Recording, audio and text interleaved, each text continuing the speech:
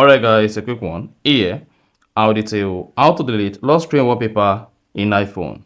So if at the end of this you found this offer informative, please don't forget to like and then subscribe. Now, the first thing you want to do is go ahead and swipe down from the top left. Then press and hold it. Now, you should see all your wallpapers. This includes your peer wallpaper, home screen wallpaper, and lock screen wallpaper. Now, to delete any of these wallpapers, all you need to do is locate the wallpaper you want to remove, swipe up on it.